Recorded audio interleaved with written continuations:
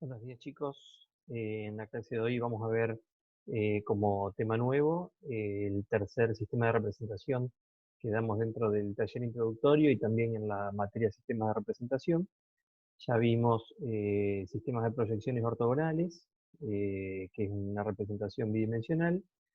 Vimos axonometrías, que serían perspectivas paralelas, donde ya la representación muestra las tres dimensiones de los objetos.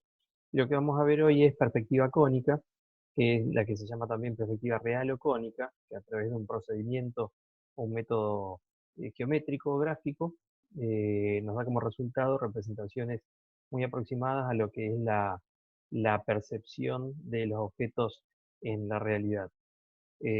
Para eso, entonces lo que voy a hacer es compartirles la pantalla con unas imágenes, como para mostrar lo que vamos a ver hoy. Es la perspectiva cónica que se denomina a un punto de fuga. En realidad, ya vamos a ver después que hay distintas cantidades de puntos de fuga de acuerdo a lo que es el objeto o el modelo que vamos a representar. Esto que tenemos acá es una representación, un croquis a un punto de fuga. Probablemente ustedes lo conozcan de haber realizado algún croquis ya dentro de la facultad o en la escuela secundaria. Y el concepto es que hay rectas en el espacio que son todas paralelas entre sí en el espacio, que en esta representación fugan o concurren, confluyen todas a un único punto, que es ese punto de fuga que llamamos. Entonces, las perspectivas, como en este caso de una calle con distintas construcciones, vemos que las rectas verticales se mantienen verticales, estas rectas que están de frente a nosotros, de frente al observador sería, se mantienen paralelas, no tienen inclinaciones en la representación, pero las rectas que nos marcan la profundidad de los objetos son las que en el espacio son paralelas, en realidad no se cortan nunca, pero en la representación pareciera que sí, y que concurren todas a ese punto de fuga. Entonces, eh, otra idea de punto de fuga sería esta acá. Esta ya sería no un solo punto de fuga, sino dos, porque hay uno principal, en realidad que lo tenemos dentro de esta representación, que es este punto que está acá. Entonces fíjense que todas estas rectas, que son en realidad, si las pensamos espacialmente, son todas paralelas entre sí, concurren a ese punto. Y hay una pequeña inclinación de las rectas que están en el otro sentido, que concurren a otro punto sobre la izquierda, bastante alejado seguro, y que no entra por lo menos en esta representación. Las rectas verticales se mantienen verticales. Es lo importante que podemos ver acá también. El punto de fuga se ubica sobre la línea del horizonte, ¿sí? Y la línea del horizonte va a estar ubicada de acuerdo a lo que es la posición del observador, prácticamente en realidad de acuerdo a la altura del observador. Entonces fíjense en este caso, el observador está ubicado frente a una determinada situación espacial con la altura, o sea, con la posición de su vista, determina la altura de la línea del horizonte, y en esa línea del horizonte es donde van a estar ubicados los puntos de fuga que vamos a ver hoy en las representaciones que hagamos en perspectiva cónica. Entonces fíjense que las distintas rectas que son paralelas entre sí, que nos muestran la profundidad de los objetos, concurren en ese punto ubicado sobre la línea de horizonte. En este caso, como para que vean analogía con una foto, que puede ser también esto representado gráficamente, fíjense que de acuerdo a lo que es la altura de quien tomó la foto, se fijó lo que es la línea del horizonte y al mismo tiempo también el punto de fuga. El punto de fuga lo determinan los elementos que se observan o que se representan. En este caso esta calle, ¿sí? Como es, el observador está ubicado alineado con la dirección de esta calle, vemos que el punto de fuga estaría por delante de quien tomó la foto. Pero fíjense que todas rectas que son paralelas en el espacio, si yo analizo la fotografía como elementos, o sea, como que tiene rectas que yo voy trazando, todas esas rectas que yo sé que en el espacio no se cortan nunca, porque las líneas de esta baranda, digamos, de este lado izquierdo, con las de la baranda del lado derecho, sabemos que no se cortan nunca, pero en la representación sí pareciera que se cortan en aquel punto que está en la parte más alejada de la calle. Pasa con las rectas, pasa con la sombra de esas rectas, pasa con las líneas que están trazadas en la calle, y como son todas rectas paralelas en el espacio, concurren a ese punto de fuga. Otra cosa también, fíjense, los postes de la luz tienen toda la misma altura, y por ejemplo, si prestamos atención a este quiebre que tiene el poste, si uno este punto con el quiebre del otro poste, del otro, puedo representar una recta que los une y que concurre también al punto de fuga al que concurren las líneas de la calle. Como tienen todos la misma altura, entonces están todos los puntos sobre esa misma línea que terminan en el punto de fuga. El procedimiento que vamos a ver nos permite hacer una representación que como resultado obtenemos algo como lo que veíamos en esa foto o en esta foto que tenemos acá. Fíjense que en este caso el observador está ubicado ya no en el piso, sino a una altura más considerable, pero determina la posición de la línea del horizonte. Y fíjense entonces que si yo presto atención a las líneas que tiene esta fotografía, pareciera que lo que está de la línea del horizonte hacia abajo fuga hacia el punto ese punto principal, ese punto de fuga, hacia arriba. Y todas las líneas que están de la línea de horizonte por encima, pareciera que fugan, no que pareciera, fugan hacia abajo. ¿Sí? Cuando sabemos que la altura del edificio este, por ejemplo, es constante en cualquier punto, pero esta representación en perspectiva cónica hace justamente que yo vea esa, que haya líneas que suben en su fuga y líneas que bajan. Y esto depende principalmente de la posición del observador, de la altura del observador. En la línea del horizonte no hay fuga. Las rectas coinciden con esa línea horizontal, que es la línea del horizonte. Fíjense también que rectas que son paralelas a las fachadas de estos edificios que están dibujadas en la calle, en el piso, también concurren al mismo punto de fuga, punto principal. ¿Sí? Y en este caso también el reflejo de la edificación sobre el agua nos permite que, posicionándose el observador prácticamente a la altura al nivel del pelo de agua, se fije en esa posición la línea de horizonte, lo podemos ver en esta parte acá, y entonces tenemos esta representación de líneas que están por encima de la línea de horizonte del edificio real, que fugan hacia abajo, hacia un punto que va a estar ubicado sobre la línea de horizonte, probablemente no entre dentro de esta representación, y su reflejo sobre el agua, un plano horizontal, que representa o vuelve a mostrar todas las mismas líneas que van a concurrir al mismo punto de fuga sobre la línea de horizonte que vemos la parte superior de la foto. ¿Sí? Bien, volvemos entonces o vayamos en realidad a la parte de teoría del concepto de la clase de hoy. Entonces, voy a usar esta presentación, que es la presentación del libro Imágenes de Síntesis 3, Geometría Descriptiva de Imágenes de Síntesis 3 del arquitecto Olivieri, que ustedes lo pueden encontrar está bien, les iba a decir en la biblioteca de la facultad, si pudiéramos ir, está ahí, si no, yo puedo facilitarles los archivos o la presentación que tiene el libro completo. Puntualmente lo que vamos a ver hoy es la parte inicial del capítulo 13 que habla justamente de perspectiva real o cónica. Entonces en la introducción lo que vemos es la diferencia entre las proyecciones cónicas y las proyecciones paralelas, que son las que estuvimos utilizando hasta ahora.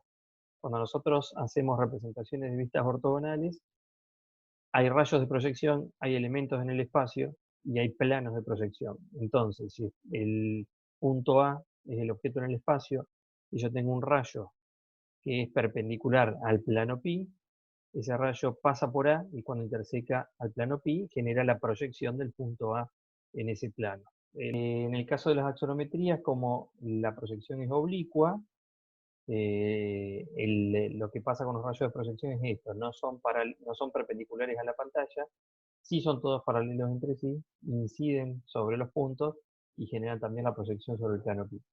En el caso de la proyección central o cónica o perspectiva real o cónica, que es lo mismo, lo que cambia es que los rayos parten de un punto mucho más cercano a un punto conocido, que es el observador, ¿sí? O el polo, el foco, ¿sí? Entonces pasa esto que vemos acá. digamos, comparando con la proyección de rayos paralelos de los otros dos sistemas de representación, que se considera que ese punto donde parten los rayos está en el infinito y de ahí que se representan paralelos. En este caso el punto es un punto conocido, cercano a los objetos que vamos a representar y a los planos. Entonces pasa esto, que inciden sobre el punto A y también cuando intersecan sobre el plano genera en realidad no proyección sino la perspectiva. Y pasa también con el punto B. ¿Qué es lo que pasa? Cuando yo tengo un objeto en el espacio que es el segmento AB y tengo el punto de donde parten los rayos de proyección, acá hay dos planos de proyección representados. Como el rayo incide sobre el punto y después interseca al plano, obtengo la perspectiva de A y cuando pasa por B obtengo la perspectiva de B.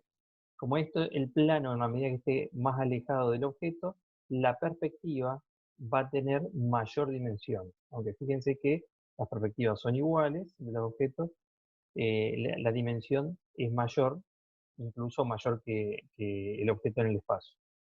Y puede pasar esta situación que yo tenga una pantalla, un cuadro pantalla, por delante del objeto, o sea, el objeto que estoy representando en perspectiva, y el observador, la pantalla en el medio, y los rayos que intersecan a la pantalla, lo que producen una perspectiva de menores dimensiones que el objeto en el espacio. Esto que tenemos acá, para ir introduciéndonos en lo que son los elementos que tiene la perspectiva cónica, es como nosotros percibimos los objetos o percibimos a través del ojo, en donde si por ejemplo yo estoy viendo este segmento AB, esos, esos elementos pasan a través del cristalino, se proyectan en la retina, que es la parte posterior del ojo, que es una pantalla, prácticamente como uno de los planos en los que nosotros representamos las perspectivas, pero en este caso esa pantalla es esférica, ¿sí? O sea, es un plano curvo. Fíjense que en la medida que, o sea, el ojo, la posición del ojo, lo que define también es esta línea, que es la denominada línea de visual media, que es la que va a terminar también definiendo la posición de la línea del horizonte. Entonces, fíjense, eh, similar a lo que veíamos recién, de cómo se proyectan las imágenes en el ojo, esa pantalla es esférica, que es esta amarilla que vemos acá. Pero nosotros hacemos una representación en una pantalla plana, como es este plano que vemos acá. De ahí que entonces no vamos a poder representar cualquier objeto de cualquier dimensión en una perspectiva cónica con el método que vamos a ver, porque empieza a pasar esto. En la medida que nos alejamos de la línea visual media, que es donde nosotros fijamos la línea de horizonte a la altura del observador, a medida que yo me alejo, esta pantalla esférica empieza a estar cada vez más separada de lo que es la pantalla plana en la que nosotros representamos. Y esa distancia es lo que va generando esto que denominamos anamorfosis o deformaciones. Entonces, lo que se hace es definir un sector en el que esas deformaciones no van a ser muy representativas y entonces poder dibujar una perspectiva sin situaciones que puedan ser desproporcionadas o no nos den una idea clara del objeto en el espacio. Para eso es que se define lo que denominamos el cono visual o cono óptico, que es un cono, que el vértice está en el observador, el eje es la línea de visual media, una recta perpendicular a el plano vertical de proyección, lo que sería, ahora que conocemos los tipos de recta, es una recta de punta. Fíjense que es perpendicular al plano vertical, se proyectaría como un punto, y en proyección horizontal se vería como una recta en verdadera magnitud. Y esta elipse que tenemos acá, que es lo que define ese cono óptico de base elíptica, que es el eje mayor, este está en posición horizontal, el eje menor en posición vertical, y todo lo que esté por dentro de ese cono óptico lo vamos a poder representar sin grandes deformaciones. Por fuera de eso aparecen las anamorfosis. Fíjense entonces que acá empezamos a ver elementos de la perspectiva, y donde ya podemos ver a la altura del observador la línea del horizonte, que es una línea paralela a la línea de tierra. La línea de tierra es la intersección del plano horizontal y el plano vertical de proyección. Estos entonces son los elementos de la perspectiva cónica, un plano horizontal, un plano vertical, la intersección de esos dos planos, que esto es el primer cuadrante que trabajamos siempre.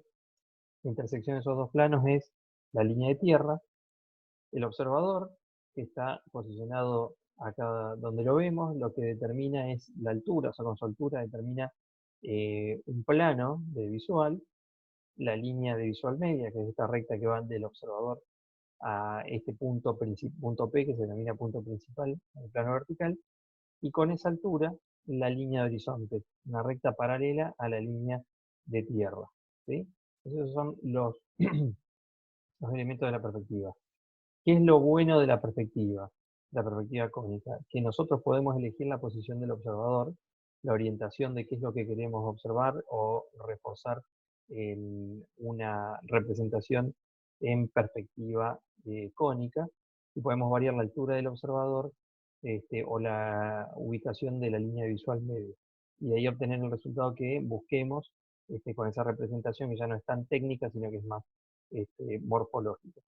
En este cuadrito lo que dice que de los tipos de perspectiva cónica están las de cuadro vertical y las de cuadro oblicuo. Nosotros nos vamos a quedar con las de cuadro vertical, y dentro de esas las paralelas y las anguladas, que las paralelas son estas que denominamos generalmente de un punto de fuga, y las anguladas las de dos o más puntos de fuga. De ahí que entonces esto que vemos como aérea, cota media y cero son las posiciones del enfoque de ese cono óptico, o sea, cómo nos vamos a ubicar frente a los objetos, y en definitiva lo que hacemos es ubicar el cono óptico.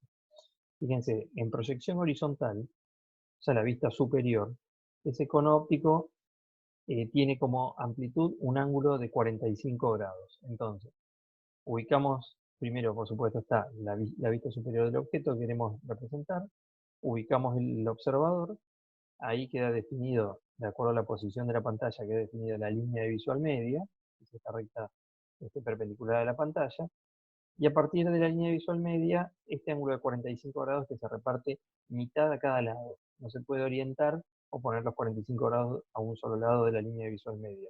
Va 22 grados y medio a cada lado de la línea de visual. Lo que tenemos que conseguir es que el objeto que yo quiero representar esté dentro de ese ángulo. Y después, en una vista lateral, este es el plano horizontal, esta es la vista lateral del objeto, y esta es la posición del observador.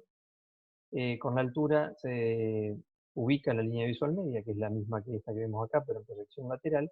Y ahora el cono visual tiene una amplitud de 30 grados, ¿sí? Porque ese cono que tenía la base elíptica tiene mayor amplitud en el horizontal que en el vertical, y de ahí que entonces se define esa elipse. En este caso, ese ángulo de 30 grados se ubica 15 grados hacia abajo y 15 grados hacia arriba. Lo que yo tengo que conseguir es que la proyección o vista lateral del objeto quepa dentro de ese ángulo. Si esto no pasara, si yo viera que hay parte de la proyección, o sea, del objeto por fuera del cono óptico, lo que tengo que hacer es alejar un poco más el observador, de manera que ese ángulo de 30 grados o el de 45, porque puede ser cualquiera de los dos ángulos del que nos ubique al observador, alejarlo del objeto hasta conseguir que entren las dos proyecciones en los ángulos, y ahí entonces fijar la posición del observador para tener una perspectiva sin grandes deformaciones.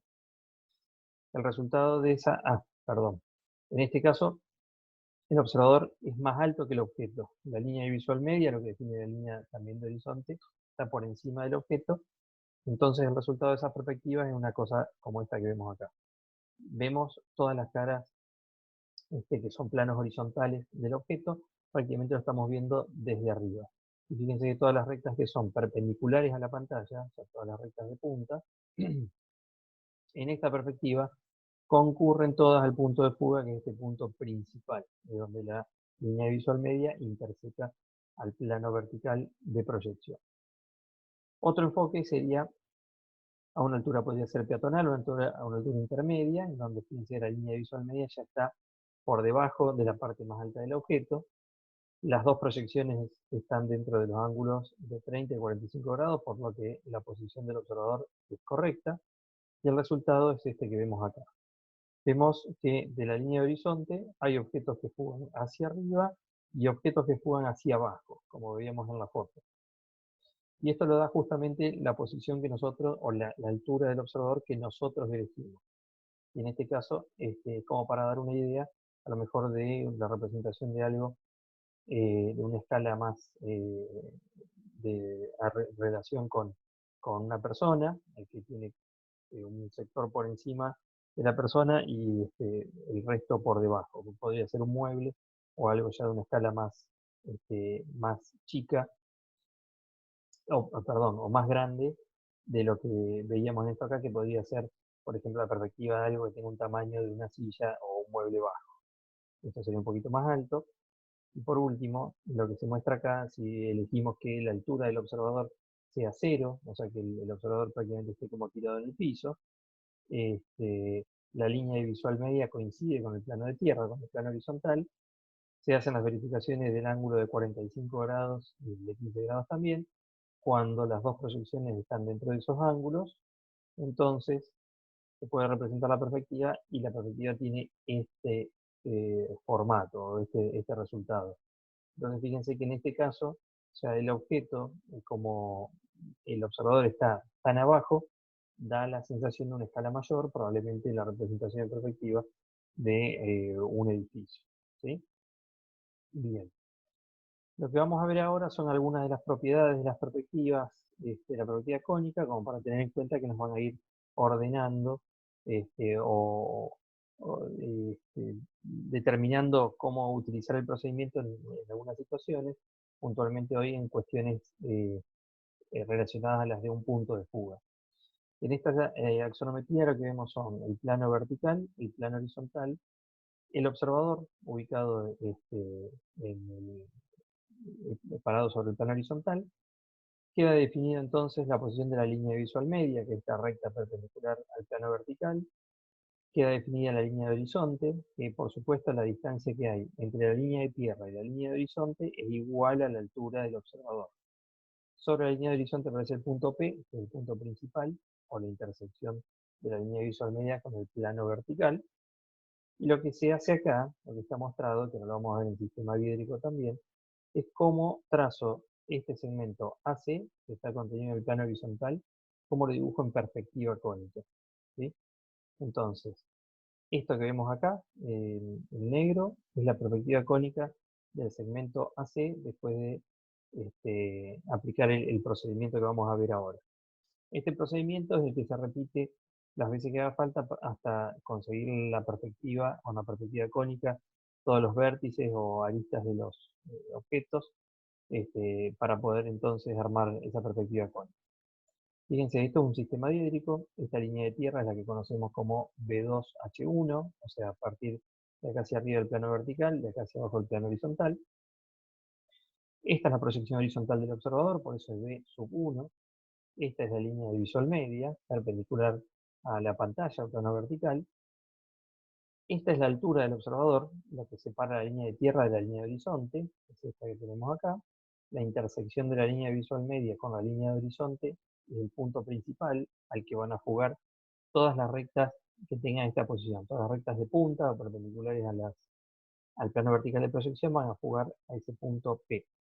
Y este punto B entre paréntesis significa B abatido, que si prestan atención, la distancia que hay entre línea de tierra y línea de horizonte es la distancia que hay entre B1, o sea, proyección horizontal del observador, y el observador abatido. ¿Por qué? Porque se considera que está el observador parado sobre el punto B, o sobre el punto B1, y se vuelca el observador hacia adelante sobre el plano horizontal. Entonces, ese momento de abatimiento y que quede el observador sobre el plano horizontal, hace que aparezca entonces este punto B abatido, que va a ser un punto que vamos a utilizar en el procedimiento. ¿Cómo hacemos para entonces que este segmento AC, que está contenido en el plano horizontal, lo dibujemos en perspectiva cónica? Lo que vamos a hacer es prolongar ese segmento hasta que corte la línea de tierra. ¿Sí? Esto como un trazo auxiliar. Esto es vista superior del segmento. Extiendo el segmento hasta que corte la línea de tierra. Por ese punto, y a partir del punto P, punto principal, voy a trazar esta recta. ¿Sí? Y esa recta ya es la perspectiva de toda esta recta que está acá. ¿Está? ¿Qué es lo que me falta? Ubicar en la perspectiva el punto C y el punto A. Y para eso vamos a utilizar el punto B abatido. Y esto es parte del procedimiento. Cuando yo tengo la perspectiva general, podríamos decir, de toda la recta que contiene el segmento AC, utilizando el observador abatido pasando por el punto C hasta la perspectiva, ubico la perspectiva de C. Observador abatido, pasando por el punto A, ubico la perspectiva de A. Entonces yo completo esa información en la perspectiva, y esto que vemos acá en celeste es la perspectiva cónica que fuga al punto P del segmento AC. Entonces la perspectiva cónica la armamos con todos estos elementos: línea de tierra, línea de horizonte, observador, línea visual media, y observador abatido, y la vista superior o proyección horizontal del objeto. Eso. Necesitamos conocer, por supuesto, las otras dimensiones del objeto, pero partimos de la proyección horizontal o vista superior. Segmentos que son paralelos al plano vertical, el segmento AB, y todos los elementos son los mismos: línea de tierra, línea de horizonte, línea visual media, observador, observador abatido y punto principal. Yo la perspectiva del segmento AB la voy a conseguir una vez que tenga la perspectiva del punto A y del punto B. Eso quiere decir que entonces, si yo prolongo los dos puntos hasta la línea de tierra, y por esos puntos en la línea de tierra trazo esta recta desde el punto P, tengo la perspectiva cónica entonces de esta recta y de esta recta. Lo que me queda es relevar sobre las perspectivas la posición de A y de B, que para eso voy a utilizar el punto B abatido. ¿Está? Pasamos por A y por B, intersecamos a las rectas en perspectiva, y obviamente si tengo A en perspectiva y B en perspectiva, si las uno, obtengo la perspectiva del segmento AB. Bien. Lo que sigue es la propiedad que dice verdadera magnitud de ángulos. En realidad acá lo que se empieza a ver es cómo levantar puntos que no están contenidos en el plano horizontal. Como ven acá, el segmento AB está contenido en el plano horizontal, pero el segmento AD ya tiene el punto por encima del plano. Y lo que vamos a ver es cómo vamos a llevar ese punto D a la perspectiva cónica. La vista superior o proyección horizontal de AB sigue siendo la misma. En la proyección de A coincide la proyección de D, porque es un segmento vertical, perpendicular al plano horizontal, y por eso se proyecta como un punto. Hacemos la perspectiva primero del segmento AB, como ya habíamos visto, prolongamos hasta la línea de tierra, jugamos, y por el observador abatido relevamos los puntos A y B en la perspectiva. Lo que voy a hacer ahora con el punto D es considerar la proyección horizontal del punto D, que es este punto coincide con A, extenderlo hasta la línea de tierra, coincide con esta línea, con este punto, y a partir de ese punto en la línea de tierra, fíjense, a partir de este punto en la línea de tierra, en esta recta vertical, porque yo voy a medir las alturas, en esta recta vertical marco la verdadera magnitud de la altura o de la posición del punto D, lo que separa el punto D del piso. Ahora lo que hago es trazar a partir del punto C, perdón, del punto A, esta recta vertical auxiliar sobre la que va a estar la perspectiva del punto D. ¿Sí? Entonces, ahora desde el punto principal o punto de fuga, lo que hago es trazar esta perspectiva que pase por el extremo de esa verdadera magnitud que medí, hasta que corte la línea auxiliar, y ahí puedo ubicar el punto D en la perspectiva cónica. ¿Qué es lo que me falta? Reforzar DA, entonces tengo la perspectiva cónica del segmento DA y AB. ¿Qué es lo que vemos? Que como no hay rectas que sean perpendiculares a la pantalla, no vemos ninguna de estas rectas jugadas, sino que vemos una recta vertical que se mantiene vertical, pero de mayor medida que su verdadera magnitud, y esta recta, que sería una recta de tipo paralelo a la línea de tierra, lo importante es que es paralelo al plano vertical, en la perspectiva se mantiene paralela, aunque de mayor tamaño que el segmento en verdadera magnitud. Lo importante también es saber que en este caso de planos que son paralelos al plano vertical, cuando hacemos la perspectiva cónica, no tienen fuga, y además los ángulos que forman las rectas, que lo determinan, se mantienen de la misma amplitud. Este ángulo en verdadera magnitud es 90 grados, y en la perspectiva cónica, en esta posición, también mide 90 grados. Muy bien. Lo que vamos a ver ahora es un poquito ya un ejercicio como para ver la aplicación del método. Lo que se hace antes que nada, cuando uno tiene planteada la perspectiva, línea de tierra, línea de horizonte, acá está ubicado el observador en esta posición, la línea visual media, el punto principal, y los objetos en vista superior, acá para verificar el encuadre de los 45 grados en una vista lateral, la vista lateral del objeto, línea de tierra, línea visual media, la posición del observador, el ángulo de 30 grados para realizar el encuadre. Pero ¿qué nos encontramos acá? La posición del observador, cuando quiero verificar el ángulo de 45 grados, hay partes de los objetos que están por fuera del ángulo. Quiere decir que esa posición del observador no es la correcta. Tendría que alejarlo, traerlo más atrás, de manera que cuando trazo el ángulo de 45 grados repartido a mitad a cada lado, las proyecciones estén dentro de ese ángulo. En este caso, en la vista lateral, se verificaba que la vista entraba, el objeto entraba en el ángulo de 30 grados, pero esto es lo que nos manda que tenemos que correr el observador hacia atrás. Esta sería la situación correcta, donde el ángulo de 45 tiene en su interior, digamos, las dos proyecciones o los dos objetos en vista superior. Esta otra situación se puede dar si el objeto es más alto de lo que estaba en la otra representación, donde el ángulo de 45 grados verifica que sí entran las dos proyecciones, pero cuando se verifica el ángulo de 30 grados, los 15 grados por encima de la línea visual media, me deja una parte del objeto por fuera de ese ángulo, por lo que el observador también hay que correrlo hacia atrás hasta que verifique que la proyección lateral o vista lateral entre dentro del ángulo de 30 grados, 15 a cada lado de la línea visual media. Lo que vemos en el ángulo de 45 grados es que sobra, digamos, amplitud de ese ángulo con las dos proyecciones adentro. Una vez que tenemos entonces el observador ubicado en el lugar que corresponde, acá tenemos el resto de la información del objeto, esta es la vista superior, para el planteo de la perspectiva, esta es la vista anterior, vista superior y vista lateral derecha, son las vistas fundamentales del objeto. Lo que vamos a hacer es la perspectiva cónica entonces de ese objeto. Lo que hacemos es, lo primero, extender o prolongar las líneas, perdón, a hacer primero el de la derecha. Vamos a extender las líneas que son perpendiculares a la pantalla, que son en realidad las que van a tener fuga, las vamos a prolongar hasta la línea de tierra. Y a partir de esos tres puntos que aparecen ahí, lo que vamos a hacer es, desde el punto principal, trazar las tres perspectivas, o sea, las tres rectas en perspectiva.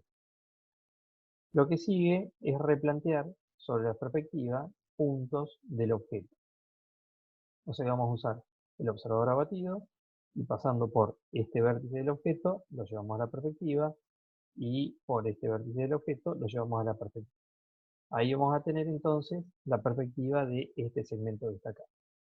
Como para ordenarnos la perspectiva cónica, lo que se hace es, se empieza por hacer en el plano horizontal la perspectiva de la vista superior completa, o sea, de todas las aristas que vemos acá, se dibujan en perspectiva en el piso, para entonces después darle las alturas que corresponden. O sea, una vez que tenemos la vista superior completa dibujada en perspectiva, vamos a armar la caja que contiene el modelo, o sea, el volumen general, el prisma general, y después vamos a armar el modelo específicamente.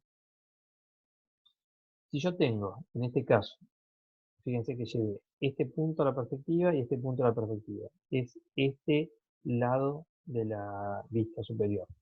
Y quiero ahora hacer este lado y este lado. Como estas dos rectas, estas dos caras del cuerpo son paralelas al plano vertical, no van a tener fugas, o sea, se van a mantener en esta misma dirección. O sea, son rectas paralelas a la línea de tierra, en la perspectiva se van a seguir viendo paralelas. Quiere decir que yo puedo hacer, de acuerdo a las propiedades de la perspectiva, dos rectas horizontales de esos puntos que relevé en la perspectiva, que lo que van a hacer es marcarme los otros dos vértices, este vértice y este vértice, el otro lado de la vista superior del objeto. Entonces fíjense, acá yo hubiera podido hacer del observador abatido, pasar por este vértice y cortar la perspectiva. Observador abatido, este vértice y la perspectiva, y hubiera tenido el mismo resultado. En realidad, si yo ubico que estas rectas son paralelas al plano vertical y no van a tener fuga, y las trazo con la paralela, estoy reduciendo errores. O sea que esto es lo más indicado. marcar 2 de los 4 vértices y los otros 2 marcarlos con esa recta horizontal. Ahí fíjense que ya tengo la vista superior en perspectiva cónica. Este rectángulo que está representado acá y esta arista que está acá es esta arista que tenemos acá, ¿sí?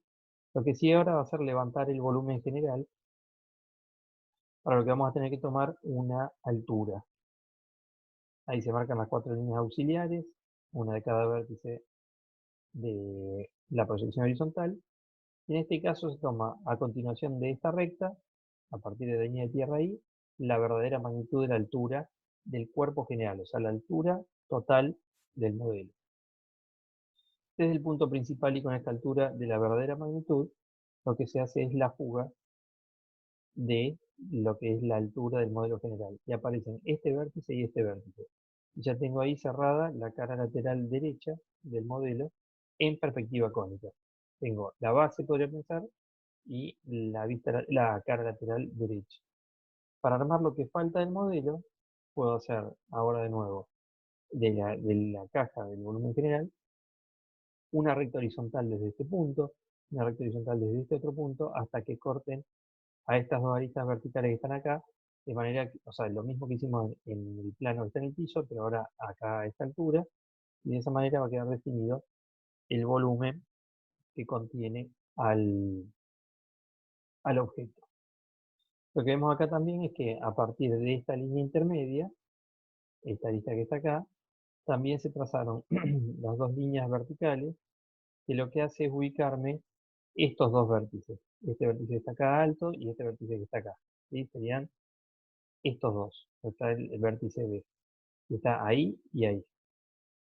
Entonces ya al definir esos vértices, lo que me queda es ahora marcar esta altura que está acá, en esta cara lateral, de manera que yo voy a tener todos los vértices del modelo representados en la perspectiva cónica. Para eso lo que se hace acá, voy a aumentar un poquito, a continuación de esta recta ahora, antes se había prolongado esta y se tomó la verdadera magnitud ahí, ahora se prolongó esta hasta la línea de tierra y ahí se toma la verdadera magnitud de esta altura, la altura del punto A, la cota de A. Así que ahora desde el punto principal y por esa altura voy a traer la cota o la altura de esa cara a la perspectiva. Y fíjense que si yo quiero traer una altura que está sobre esta cara, extiendo esta cara o esta línea hasta la línea de tierra. Si yo quiero llevar una medida que está en esta cara, extiendo esta línea y ahí tomo la verdadera magnitud de la altura.